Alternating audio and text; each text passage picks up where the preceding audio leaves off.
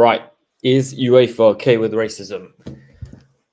Romania hosted Kosovo last night and there was big commotions. Kosovo actually withdrew from the game. It was what, 2-3 minutes left. They go into the changing rooms, don't come out, game is abandoned. Lots of fans upset on both sides. What have you seen yourself, Arian? Well, from the video I saw, bro, it's like what 90th minute, and there was some chance, obviously, 90th about minute, it's about 2-3 minutes left of the game. So Both fans, not Kosovo fans, all players had to endure banners, political banners, racism, and it's not the first time this has happened to them. Happened to them in the last game as well. I mean, there's a history of this for a section of the Romanian support when they're playing at home or away. And Kosovo players just walked out. Do you think this was maybe the correct thing to do, or is this more of a UEFA problem? You know, when there's a fan base, and we know it's not all of them, we can't say it's every single fan because it's not. But when there is such clear political sentiment in the stadium, you have fans holding banners. We all know what they means, what this means, but they act silly. As it says here in this post, Kosovo players had to leave the pitch because of racist chants from Romanian fans. This should stop. FIFA cannot allow this to continue. And this is my main issue with it. The fans will do what the fans will do. They'll hold up racist slurs, banners, all sorts of stuff. But ultimately, UEFA is the policing body. They have the power to stop this happening. I don't feel as if they're doing enough. Why does it have to come to a point where a player or a group of players or managers stop and withdraw from the game? You know, we can all see these banners throughout the game. We can all hear the chants. Why can't something a bit more proactive be done? Yeah. No, I hear you, man. I think even Rahmani, he complained like twice before they even called the game out and said, "Listen, I'm walking out." And then he said, this is not an issue that started today or started just only during the game. Someone prepared. You know, this was a leading into the game, was already seen as a bit of a problem. And this is not the only country that well, in regards to Kosovo, has had this issue. We've seen a case where a bigger country, a bigger European country, a big footballing country like Spain, when Spain played Kosovo, on the top right banner, of course, we can see here where it says Romania and Kosovo. It's got the 3 letters. When Kosovo played Spain, you had KOS, but it was all in lowercase. You know, why they're doing that? They don't recognize the country, so they choose to undermine it. They put it in lowercase to diminish the state of Kosovo, you know? Yeah. When the sentiment is from UEFA that no politics in football, there's only politics in football. It's so heavily politicized every single game, every international game, you know? See, for me, you can see it as racism, right? Again, chants can be racist. You're going to see racism everywhere, even in the Romanian fans. Some Romanian fans, like you can see one guy saying, they were chanting Serbia. Okay, if you're chanting Serbia, that's fine, whatever. You're trying to get under their skin, trying to get some political row out of them, trying to support, obviously, your neighboring country. Well, that's fine, whatever, even though Serbia and Romania are not that far apart anyways. But then you've got also some fans who just go out there and say, we just we don't support Kosovo, we don't recognize them or whatever. And that's just fine as well. Whatever, that's their choice. Okay, Kosovo, that's pretty bad. But we can see it, but again, you can see it as country. This is just about sport and football. There's no need to do this. It's a big country doing this. I could see it as racism as well, but at the same time, I don't want to put it underneath the banner of racism. I just want to. I say this as this is just people's thoughts about their political opinions, right? About how Kosovo is and how they see it. They don't recognize it. They don't have any respect for it. Whatever. A lot of countries don't have respect for other countries. Again, if you want to call it racism, that's fine as well. I don't mind you doing that, but I think it's just more about political kind of support for another country, and that's it. And that they don't really want to care about Kosovo. They don't want to recognize it. They don't have any relations with you guys. So that's the thing. But again, from a country like Spain, what do you expect, man? That place has got so many stupid issues themselves, man. I don't do it. And Romania as well. I mean, this was going to happen around Romania. How many countries around you anyway do support Kosovo, or at least recognize them and stuff like that? What, Croatia at least? It's like the biggest orthodox one out there. Without making it too political, it's what my question is, what can UEFA do about this? You know, they are the policing body. Why are they not doing more to stop this? When you see a banner in the stands, why can't they impose themselves on the host nation? Look, there's a banner we can spot in this stand. Can we please go and deal with it? You know, is that too unrealistic? Maybe we're being unrealistic as fans, but because we've seen this before, even with the English national team, they've gone and played abroad. Black players have faced racism. It's become a big thing, as it should be. But surely there's steps we can take to stop this from happening in the first place. The host nation in this case was Romania. Surely UEFA can be a bit harder on them and say, look, we can't tolerate banners, we can't tolerate chants. If that happens, you know, that the consequences have to be more severe. Or can we just stop the game? Why? It's ultimately it's a game of football. You know, it's not that big of a deal in the grand scheme of things. If there are racist chants, why does it have to get to a point where players have to themselves stop the game? Why can't the referees, UEFA, someone above them, come in, stop the game, announce on the big screen, guys, there is... I mean, that's one of their first steps. If we go into the document, one of their first steps is... show that document. To announce to the stadium, look, this is a warning, let's get this under control. Otherwise, we have to go through the next steps. You know, the first step is the referee stops the match and requests a public announcement urging spectators to cease discriminatory behavior. Second step is, if it persists, the referee suspends the match, sends the players to the dressing rooms, and then they get another warning. The spectators will get another warning. Third step is, if it doesn't stop, you have to abandon the match. You know? So why aren't the referees a bit more proactive? Why aren't they being told, look, there's racist behavior, discriminatory behavior, stop the game, send the warning? There's biasness then. Because if the referees see it and they know it, right, they probably have like no idea about the conflict, or they have no idea about this kind of thing, you know. Again, this, like, someone even commented saying that, like, when we play San Marino, we shout Italy to them. It's like, and what was a referee going to know about it? You know, he's just trying to referee the game. So I understand it, but I do hear you out where this. I do hear you out where there should be like the governing body on the side trying to tell people as well. But listen, it's so hard when you go into another country. UEFA has the steps. They know what to do. It's not enforced. When we can clearly see there's banners and chants, I get it. For the referee, they're also trying to make their life easier. Let's just get through the game. You know, ultimately, no one's at risk per se, but you know, these are the rules. They don't accept discriminatory behavior. That's what that is. The game, they should be warned. If they don't stop, the game should be stopped. Yeah, that's the only way to stop this. If you don't deal with it there and then, what's the incentive to stop? You know, and if a fan receives a 10 game ban, if they do it again, in my opinion, that person should never be allowed in the stadium again. Like, you are not, if you do this twice, you know what you're doing. You don't plan to stop. You should be punished for it. We don't need you around. This is football.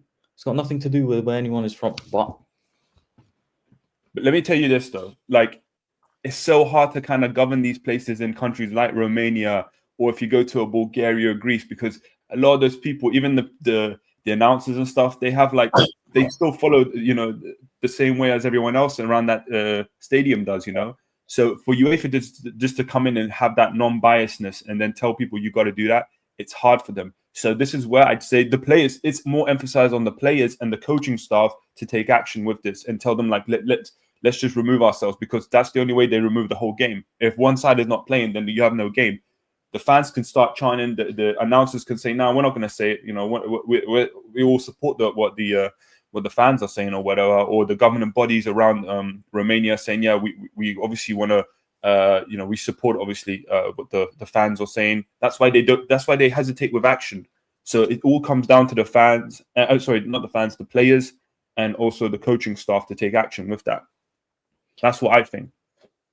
I mean, look, especially if you're playing away. If you're playing away, if you're playing at home, in the heat of the moment, of course, it's difficult to maybe deal with something. Although they have steps to do this, you know, I just read them out. You can also read the paragraph. There's steps to dealing with things. Let's say it doesn't happen during the game, like it didn't happen last night. You know, it was up. The players did it. UEFA or whichever organization has the power the next game to be like, right, no fans allowed in your stadium. You can still punish them. If there's racist chants, okay, it's a minority. I'm not acting like it's the majority there. Yeah. Can't generalize. It's a stadium full of people. There's still a minority. Yeah. No one's saying it's all of them. Of course, it's not. But next game, you have to be punished. There's no fans for X amount of games. If that continues to happen, you just can't have fans anymore. Yeah. But again, look at the punishment though, bro. It's behind closed doors, and you get like a fine. Like, what's that going to do? Ultimately, you can't punish the players unless the players are doing it, which they're not.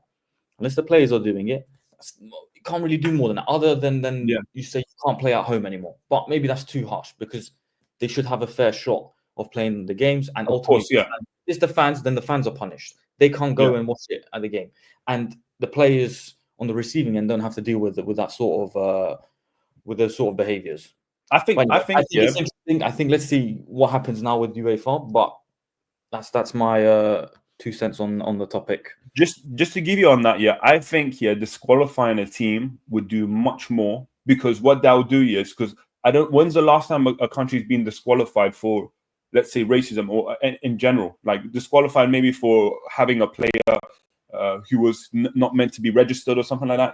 There's stupid stuff that happens like that anyways, but like getting a whole country disqualified because of racism or whatever, that's when people start to look at that country and say, oh, they've got a real problem there. And listen, we understand in it, the Balkans has got its own kind of people out there. Everyone is kind of tribalistic for their own country and stuff like that. I get it. So it's bound to happen, and it's obviously happened in Kosovo as well when the Romanian fans were there, I believe it was. Like that's when Kosovo should. That's when the fans and obviously the Kosovan Federation have more action and can take action much easier because it's in their home nation. But again, when you're going away to these places as well, it's so hard for them to even manage those things or even say it, because your complaints just no tolerance, no tolerance policy, and okay, right. Let's move on from this. Let's not waste too much time talking about something negative. Nations League. Waste of time, bro. It is a waste of time. Even yesterday, that result for Kosovo didn't change anything, man. But what a piece of shit competition, man. Fuck me. No, I'm saying it right now. What a fucking piece of shit competition, man. Literally, you get a trophy, or you get a little semi-final and then a final. What is it now? Italy or Portugal are going to go into it. Like, okay, it was fine for the first time. I think when Portugal won it. Second time as well, maybe it was okay. When France beat Spain. Now it's just like, okay, people are over it. It's like we're playing competitive games for a shitty trophy. And if you're not even in that competition, you're just trying to get to the Group A or the highest rank. England have no, that's why, I don't know why England take these games so seriously. Like, I wouldn't even give a shit if I lost all my games and stuff like that. I'm worried about getting qualified for the World Cup. I'm worried about getting qualified for the Euros. Fuck this competition. If I give you a pushback, I guess the counter to that would be is it replaces less engaging friendlies. The games actually have some meaning behind them, because before it would just be random friendlies and there's no stakes. But then the drawback to that is there's a lot more games. It's more fatiguing. Leads to more injuries. So then when people are actually interested in club football that's happening during that time, certain players can't be around. We've missed Arsenal, for example. A lot of their fans complaining, Odegaard's not been around, this player's not been around. Yeah. It affects club football as well. Yeah. I get it. Friendlies are shit as well. People enjoy the complex structure of it. It took a while for everyone to kind of get on board. And in general, everyone understands how the Nations Leagues work. I can't say I fully understand it. But it's not maybe something that's hard to understand, but I don't care to understand it. Not much weight behind it. There's not much meaning behind it. I don't want to spend time learning what the Nations League is. Why? I don't know. Do you know what it is, though? I'm watching this to study it. Do you know what it is, though? It basically, like when they first created it gave countries like, let's say, Kosovo or Lithuania a chance to play against teams and actually have some wins under their belt and bring up their nations up there. So I get it on that side. Do you know what would be actually really cool if they start doing? For the World Cup qualifier, even the Euros qualifier, take a leaf out of the Champions League and make it into a table. And then, top 26. How many teams are in the Nations League, though? if we just list how many, but if you put up 16 games across a whole year and a half period, and so let's say there's 3 international breaks with 4, of course, in a year. Let's say 4 or 5, right? So if you times that by 2, okay, every team. If you put maybe 12, every 55 teams, that's a very big table. 55 teams. If teams get to play 12 countries, listen, you're already playing 6 countries anyways to qualify. You're paying 12 countries once. They do this format because it's dealing with that issue of it's too big of a league table, and already a lot of people don't like the new Champions League format. I'm up for it. I think it's good. I'm up for it. I like it. See a lot more engaging games, but again, most people don't like change, whether it's good or bad. They're not going to be for it. I think going forward, if they change it up like that, and then we get rid of the Nations League and we just make the whole qualification for the Euros or the World Cup a little bit longer, I think that's much better. Because first of all, no one's going to watch the friendly games, but we're also going to be seeing, okay, the table league. Okay, if the country lost 2 games on the October period, November period, they can kind of they can come back and win the next 2 games, and then they have to wait until the March period to win the next 2 games or whatever, or get a win or a draw. Again, it just makes it much more longer, a lot more engaging as well. And there's also some kind of stakes into it. At the start, there might be some stakes, but again, it just makes international football a little bit more interesting. Because right now, the Champions League is very interesting, especially when we get to that game 4 or game 5. Yeah. I guess the question for these international games and breaks is this Nations League system better than what we had before? That's the question, because there's loads of arguments. You could say you get to see your favorite players a little bit more often. You could be a guy from whatever country. You've got your star player. You want to be able to see them, but you can't see them because they play club football. Yeah. And then, because I think people are too quick to jump on UEFA. Oh, they're just doing this for money, whatever. But also, I guess there's an element they've tried to make it a bit more exciting. There's a relegation, promotion element, all these things. Now, in real life, maybe they didn't plan out the way they thought. But is it better than the system before? Maybe. I think so. I think it was. The old system was what? But is it a good system? Then the next question is, a good system? Do we need it?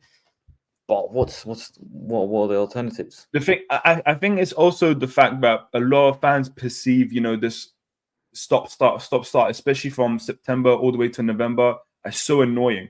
Like, it is annoying.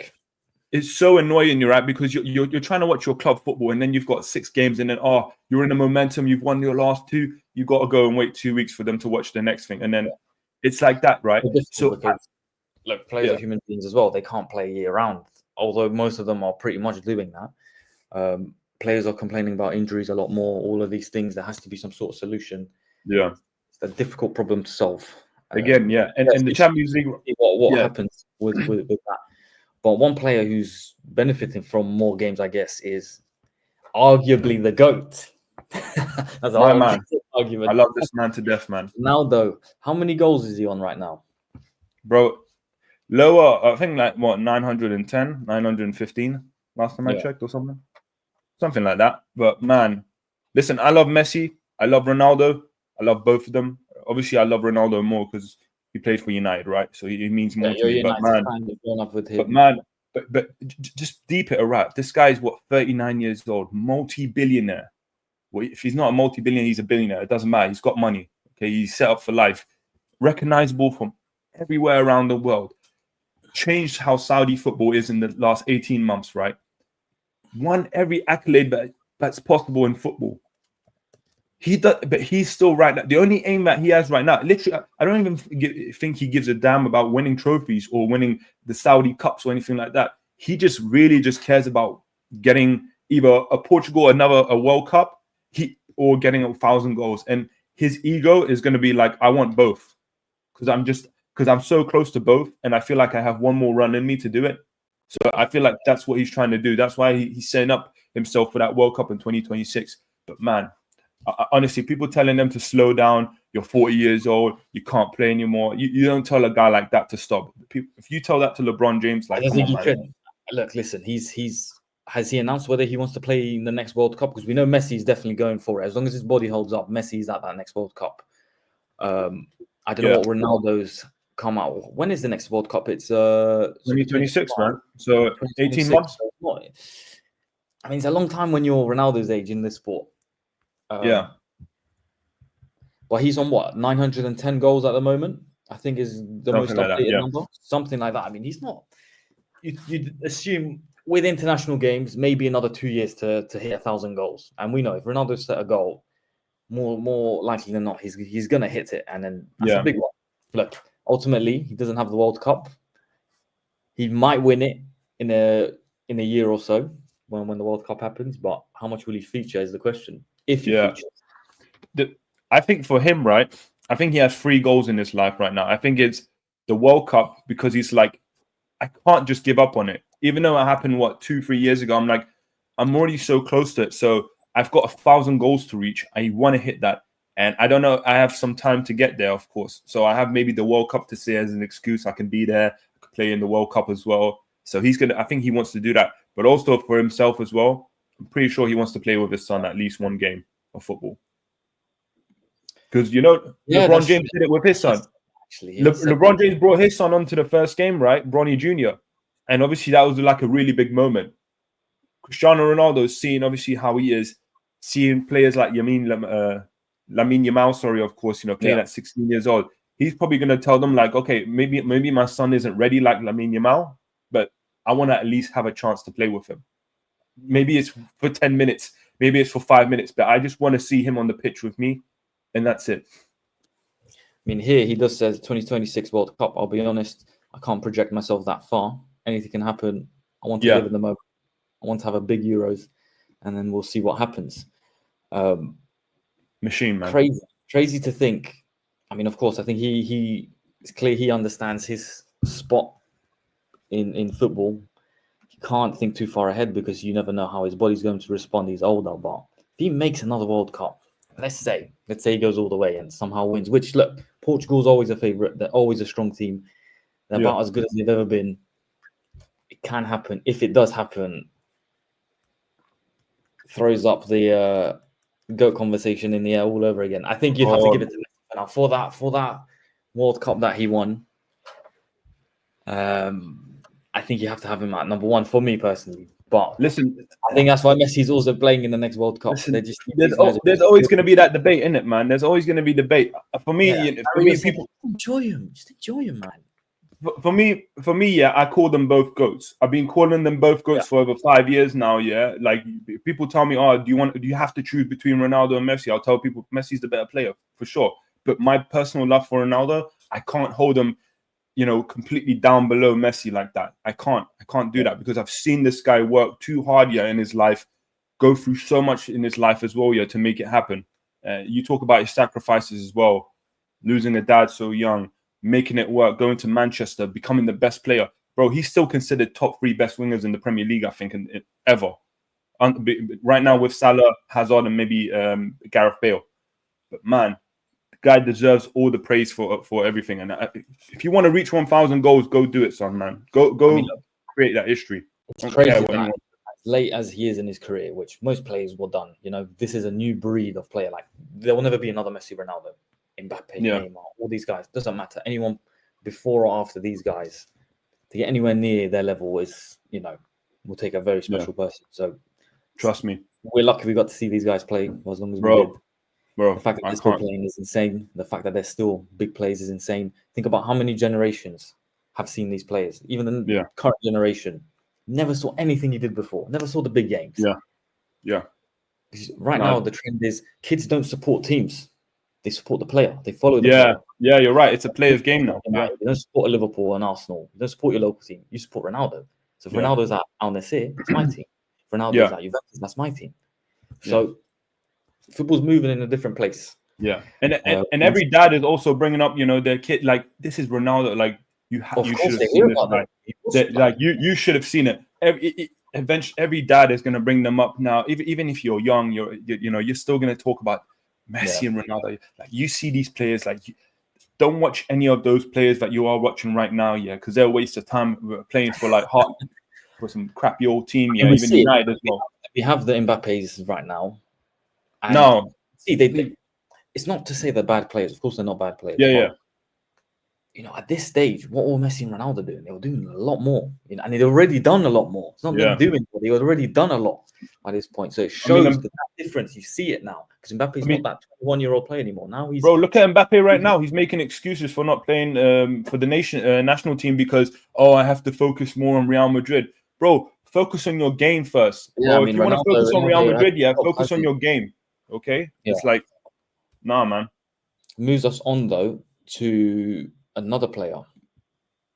I think we've got a situation with Trent. No, he's your favorite player, right? Just a little insight, right? This guy Zima hates Trent. Yeah, he's a Liverpool fan, but he hates Trent because he has his flaws, he has his goodness to him, but he has so much. Trent, despite all the criticism, and I haven't been his biggest fan over the last few seasons, but I think he's been really good this season. He's shown he can work under another manager. That's the main thing. Liverpool have a problem under their hands if they can't sign him to a new contract. Bro, going back to that conversation that we had like in the first episode or so, like was it Van Dijk, Salah, and Trent, all their contracts are expiring. That's insane. But who do you think would be the biggest miss out of them? If you had to tell me like one of them will go, who do you think would be the worst one to leave the club? Like be hard to replace, I guess. Players, of course, lasting longer than they ever have, and those dedicated players are maintaining that level a lot more than we've ever seen before. Players like Salah, players like Van Dijk, even guys like Ronaldo, Messi, they would have been done a long time ago. Did they come from past generations? They're lasting a lot longer. Yeah. But for the sake of just age, I think Trent is surely the most important player we keep. Of course, Salah and Van Dijk, irreplaceable, but they don't have the runway of Trent. How old is Trent? Trent is what, 26, 27? Can't be much older than that. 25 or 20, 26 or 25, something like that. Let's check it. So Trent is 26 years old, just turned 26. So he's got at least another 10 years of football in him if he wants. It's insane. Whereas Salah is more towards the end of his career. He's maybe got. We've been saying he's got a season left, and we've been saying this for like 3 years now. He's showing. Let me ask you this. Let me ask you this: is a right back that much more important to a guy like Salah and Van Dijk? Like, I get it in it, right back. So obviously they're right backs for a reason, but they still have a hard job. But is his presence that much more important than what Salah and Van Dijk has? Because I think I wouldn't say, of course. Look, Salah is the most impactful player for Liverpool, but football doesn't work on individuals as much anymore. Everything's a team, it's a system. You can't find a player like Trent anywhere else in the world. He's unique. What he offers is unique. Yeah. And since he has the longer runway, he's got he's got at least another 10 years in him. I don't know if he can be at this level, but he's got 10 years where you could play him. Yeah. Ridiculous, I think, to get rid of him. I don't know, but it depends on him. Does he want to keep playing for Liverpool? Does he like the challenge here? Does he feel challenged here? It's a question to answer. Look, he's a local. It's hard, It's a hard question, But I think, in terms of going back to what my question is, my answer would be probably Van Dijk, because obviously centre backs are there's not a lot of world-class centre backs that have that much longevity behind themselves, and Van Dijk's been basically the best centre back in the world for about 3, 4 years, 5 years, I guess. Obviously, interchange in between that, but he's always been at least the top 2, top 3 guys in the world. I think even for Liverpool, it would be so hard to kind of replace him. Like you get Salah can get you the goals. Trent has a unique style of play that a lot of players would love to replicate, especially as a right back, But I think Van Dijk, the way he's been holding it down for you, the way he keeps you lot solid as well.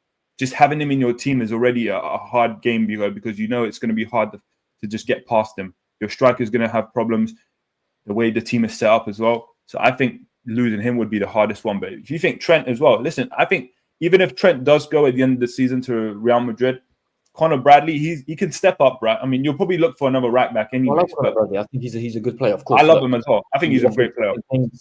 To Trent, but I also think he would work very well on the slot. Super high work rate, good on the ball. Yeah, crosses in, super offensive. Reminds me more of a Robertson than a Trent. And he's got that type of style.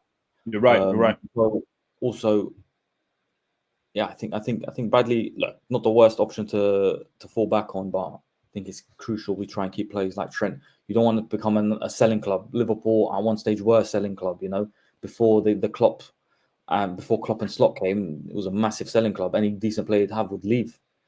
But this is where it comes down to if we've seen what happened when Van Dijk leaves. That season he got the ACL injury, but suffered big time. And look, he seems to be back to his best again. We would any one of those three we lose, even if we keep the other two, it's going to be difficult. It's going to be hard. We can tie all three down. I think there's nothing more Slot could have done to convince them. Top of the league, we've won pretty much every game apart from one or two. Top of the league in the Champions League. There's not much more. If you're not going to stay after this, then nothing we can do. He's a local fan. Yeah. Carry on and adjust from there. For me, I think it wouldn't be that much of a big miss. I think obviously a little bit of the style would be lost. Like you won't get the whipping crosses or anything like that. But like there's many players that can do that and will give you at least a little bit more solidified defensively. Or solidified the defense a little bit more. Sorry for kind of ruining that. But like you get what I mean, Conor Bradley can add that. There's probably other right backs out there in the world that, and obviously football, there's always going to be a youth player or some young player that's going to be coming up anyway. So Liverpool will have that eye for talent to get someone in the door, of course, as a right back. Yeah. But centre back, there is it, bro. Centre back or even attackers as well. Like Salah, like how many wingers can we actually put? Salah's he's the best winger in the world, right winger. Like the guy hasn't been. At the moment, yeah, he is. Bro, it's not at the moment. He's been the best right winger for a while now as well. Like he just is that guy. Now you're showing the Amorim. Listen, man, Yeah, let's move on to Amorim. What do you think of him? United fans seem to be hot on him. Listen, there's no better way. If what we said earlier about Slot, there's not much more he could have done to convince his place to stay. Amorim smoking Man City a couple of weeks ago. Also, not much more he could have done there. No. Listen, he's already a big fan. 4-1, 4-2, I can't remember. 4-1, I believe, right? 4-1, yeah. 4-1 crazy on the game all United fans are watching. Yeah, I can believe it. Seems to be a big buzz around him. Yeah, and listen, even just doing that for the fans right there, the stadium tour. I mean, I've been in stadium tours before like that as well, but like just seeing a play or something like, bro, it shocks you, innit? Because you're just there, you're like, no players or no fans are around there. No one's gonna come to see us. We're just trying to see what the club is all about, and that's it. It's just these fans, like seeing him and the way he's greeting them, and even the interview that he had, and he says like, I'm meant to be here. Like this is where I was meant to be. It feels us good, man. But at the same time, I don't want to jump the gun with him as well. It could be one of those where the style of play, free at the back. I know you're not a big fan of free at the back. I don't really mind it. I'm not the biggest fan of free at the back as well, but I don't mind it. Again, it's just the fact that we have a coach who's young, productive, can try to get the best out of our team as well. And that's the main thing that we have to do. Right now, as much as he wants to implement the style of play, he has to put results at the front. Because in a team like United, where the season is basically in limbo, you don't know where it's going to go. We could either keep falling down, or we have a very small chance to get back up. I mean, we're only 4 points away from top 4. But like, he needs to just get wins. He needs to focus on it. And I feel like Ten Hag was trying to do that as well. Like, I think in the first 6 months when he was the United manager, he was trying to implement the style, but he was like, wait, the style is not getting me. These are not smart enough. I just have to get results. And that's why we ended up being so bad for about 18 months before doing that. Amorim is probably going to have to take a leaf out of that year and say, okay, these players are not my players. Maybe I can assess it in the summer. But right now, I just have to get these guys at optimum and play as well as possible. And if they can do it, they can do it. If they don't, he has the backing now. Ineos have backed. They've got the backing. I'm not a big fan of Ineos, by the way. I don't like them. I hate the fact that they slept with the Glazers and everything like that. But I think it would be a really good. I think they really would back him up well with Amorim. And I think Amorim is that guy that they think could be the main guy for them. Because I always thought getting the next manager in would be the guy before the guy, right? I think Amorim is that guy for them. I don't know yet. We have to obviously, time will tell. But he just has to get some results first. And that's the main thing that you can do. You just win the fans over, and then style of play, whatever you kind of do, just the smart ones will stay. The The dumb ones will go, of course. Lindelof, Linda bitch, as I like to call him. Just get that guy out. Maguire, kudos to you, brother. But sorry. Rashford, please leave. Whatever. I can name all these players, man. I've named. This is the question now. I think it's gotten to the point. So many managers have come in. So many players have come in. The board's changed. Owners have the guys at the top have changed. What do you think of players like the Rashfords and Maguire's, Luke Shaw's, all these guys that have been there? Maybe not Maguire so much. I feel like he was always a decent player, never really caused problems with United. Yeah.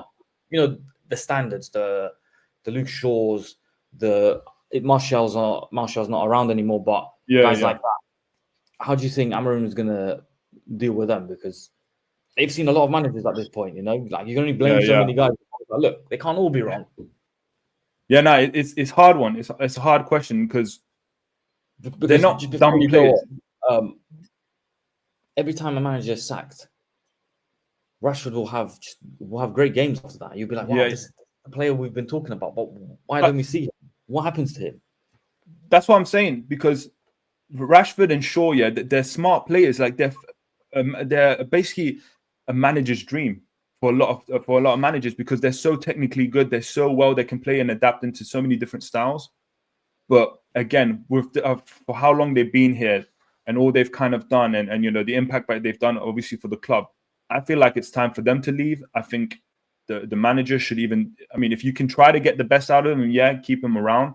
But I think it's more about just getting these guys out and starting fresh with someone that's young and can be coachable for your kind of style. Because obviously these guys have their style of play already.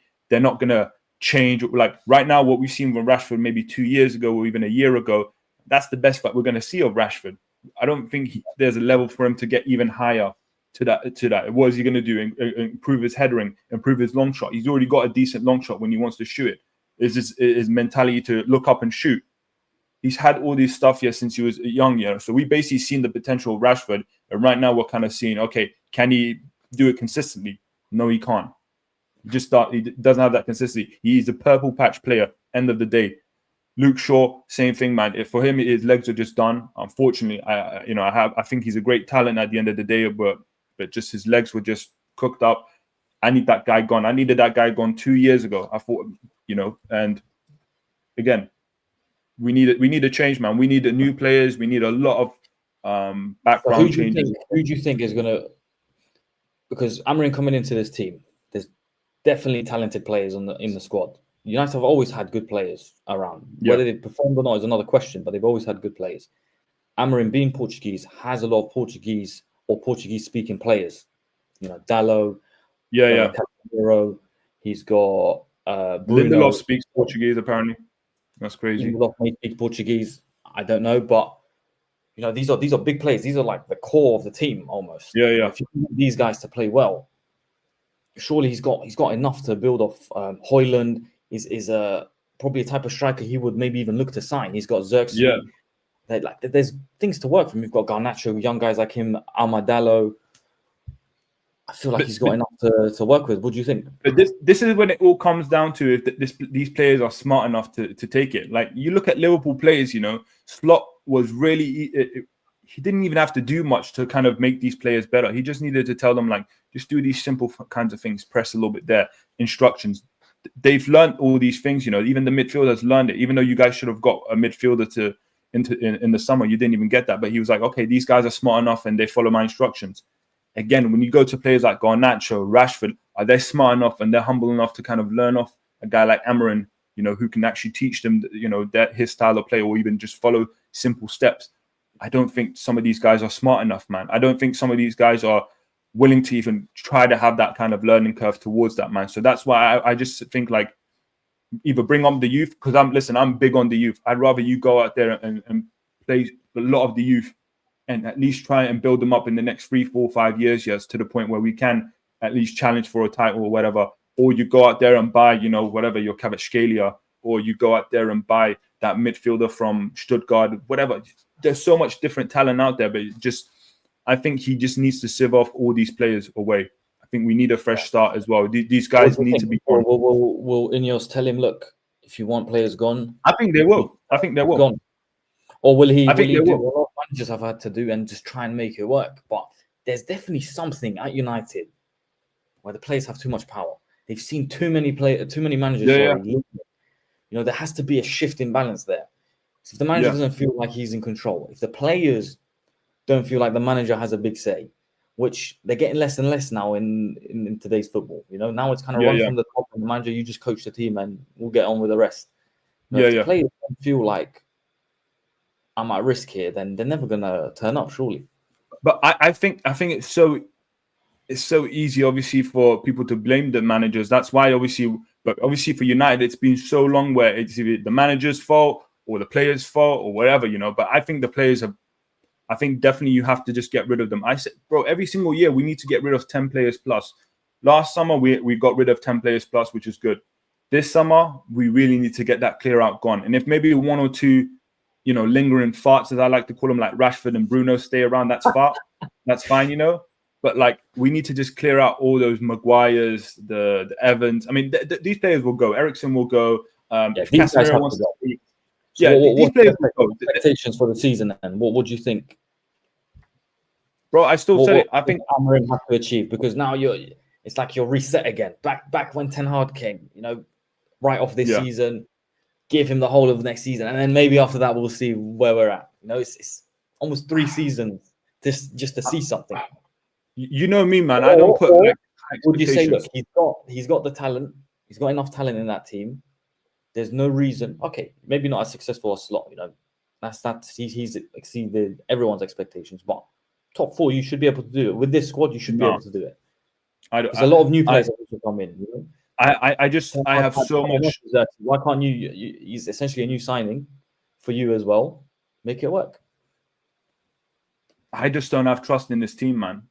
I don't have trust in them. I think we're still going to be at maybe 5th or 6th. That's something like that. But what I want, though, mainly is I want at least a League Cup run. I want even an FA Cup run. But I just want to get to the final of the Europa League as well and win that somehow, some way. I want some trophies at the end of the season, at least.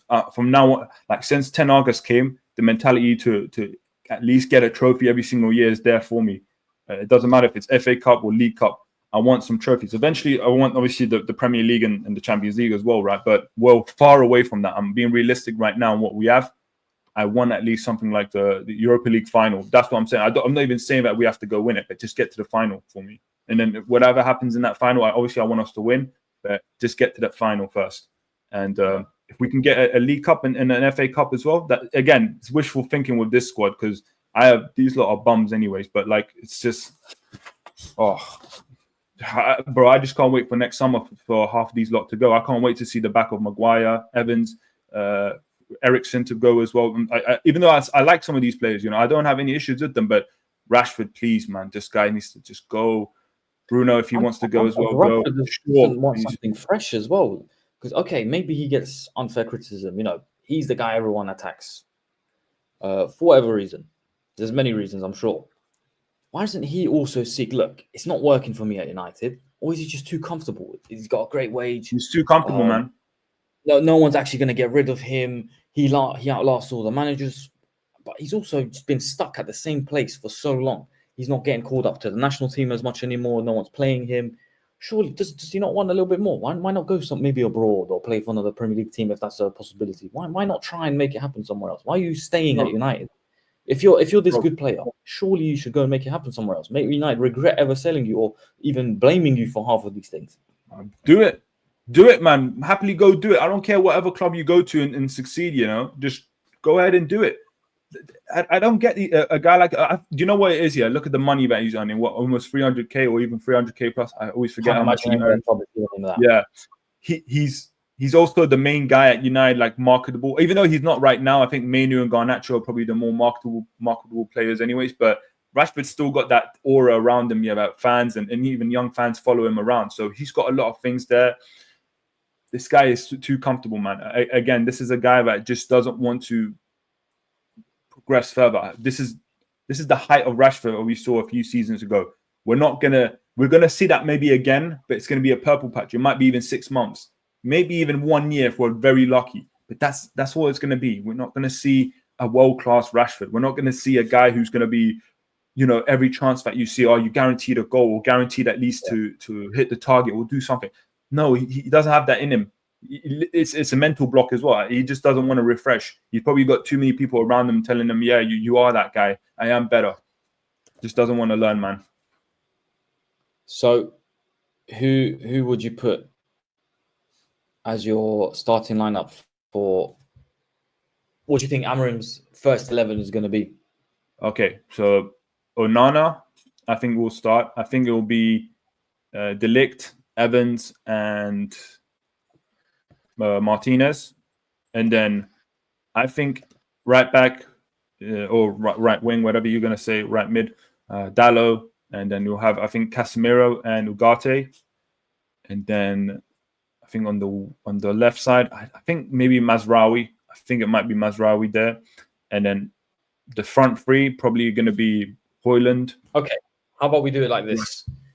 Let's get some sort of... hold on 1 second. I'll get a squad selector thing up. You list me who you want, and we can put it on here. Okay. By the way, this is who I think as well. I don't think it's going to be 100% this team, but that's who I think that Amorim is going to kind of bring up. Okay. Okay. So who you got in goal? Switch it to 3-4-3. By the way. 3-4-3. So we're assuming this is the formation place. 3-4-3. Who's your goalkeeper? Onana. That's pretty simple. And then you've got De Ligt. Your left side and centre back. Okay. Martinez or Licha. There we go. Then Evans. Oh, you'll have Evans in the middle. Yeah, I think I think he's going to maybe give him some junk minutes just to get him back into flow. But I don't think he's going to start him. And then what's his name? De Ligt. Yeah. He's not turned up here. Maybe this is old. No, it's not old. Where is De Ligt? It's not old.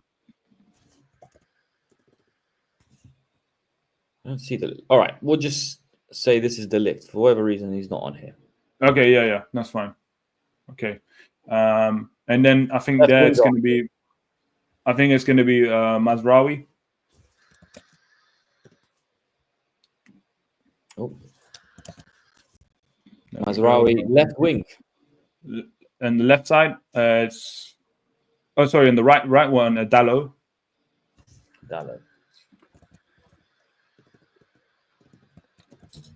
And then Casemiro and Ugarte. How do you think Casemiro is going to do under Amorim? That's the one I'm really intrigued about. I think they're going to love each other. I think so. I think because he's going to understand Casemiro a lot with his legs and everything. Up front, Højlund and Rashford, and then do you know what? Yeah, Mason Mount. But now let's put Ahmad in as well. So Dalot, Højlund, and you already have Ahmad here. You got another front three to make. No. I'll put Ahmad up forward and put Dalot. Put Dalot in where Ahmad is. Dalot. Right. Oh, sorry. I was somewhere else. Yeah, I don't know. This doesn't have everyone. Right, we'll say Dalot here. Yeah. Ahmad. Yeah. And then we got Højlund up front, which doesn't exist on this thing for whatever reason. And then left wing, who are you going for? Rashford. Rashford, you start Rashford. Yeah. No, he's gonna give him a chance at least, isn't it? He's gonna be like, oh, what is the issue with him? He's like a world-class player. Let me just try and see what's kind of wrong with him firsthand, so I can really judge him. So I think he's gonna do that with him. But that's gonna be the team. I think again, I think Casemiro is gonna be the one where he's gonna really trust like Ugarte to do a lot of the pressing, and he's also gonna get like Rashford and Ahmad to kind of tuck in, because this is why I think Mount will be so successful. I think under Amorim, because Mount's best time was when he was with Tuchel, and Tuchel was kind of playing him in that left forward kind of position, cam, where you can kind of drop into midfield, but you can also attack as well on the wings. I think when Mount gets fit, that's the main thing. I think he's going to give him that chance as well. But again, with someone like Mount, is how long you're going to be available for until you get injured again. That's the main thing. So then we have to kind of dig into like who can we kind of use, and I think Ahmad can do it maybe as well, but does he have the defensive capabilities to drop into that midfield as well? A little bit suspect about that. Rashford, I don't even think he wants to even drop down. I think he just wants to stay up there and wait for a counter attack to happen. So do you know what could be? Yeah, one thing as well. Yeah, I could even see Rashford being replaced with Xerxes, because Xerxes is saying he's a 9.5. He could even drop down to that cam position. Yeah. Oh, damn it, I forgot Bruno. Like well. Play deep, but let's see if Amorim does it. I think let's leave it there for today. Yeah. Hopefully this international break is over soon and we can get back to club football. Hopefully we win as well, man. Whatever happens. Episode 3 is in the books. We'll be back in a few days to a week. Let's go. Slot out. Slot out.